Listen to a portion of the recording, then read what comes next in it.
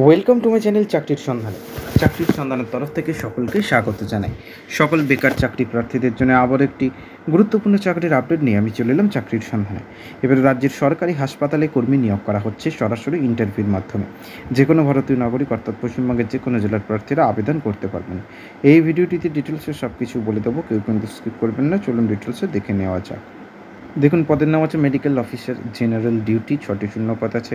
আবেদন ইচ্ছুক চাকরি প্রার্থীদের যে কোনো স্বীকৃতপ্রাপ্ত মেডিকেল কলেজ থেকে MBBS ডিগ্রি অর্জন করে থাকতে হবে। এই একই সঙ্গে প্রার্থীকে ওয়েস্ট বেঙ্গল মেডিকেল কাউন্সিলের অধীনের নাম নথিভুক্ত করে রাখতে হবে। স্যালারি দেবে প্রত্যেক মাসে 60,000 টাকা করে। বয়সসীমা 62 বছরের মধ্যে হতে হবে।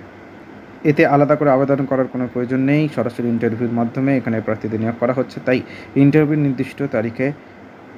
নির্দিষ্ট সময়ে আগ্রহী প্রার্থীদের নিজের সমস্ত যোগ্যতা প্রমাণপত্র সহ একটি সাম্প্রতিক বায়োডাটা নিয়ে ইন্টারভিউর ঠিকানায় উপস্থিত হতে হবে।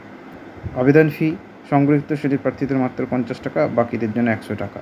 আবেদন ফি নির্দিষ্ট হাসপাতালের ব্যাংক অ্যাকাউন্টে ডিমান্ড ড্রাফটের মাধ্যমে জমা দিতে হবে।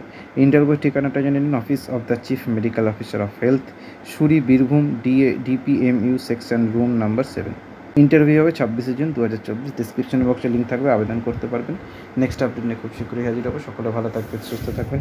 জয় হিন্দ, বন্দে মাতরম, জয় জগৎ, ভারত মাতা কি জয়।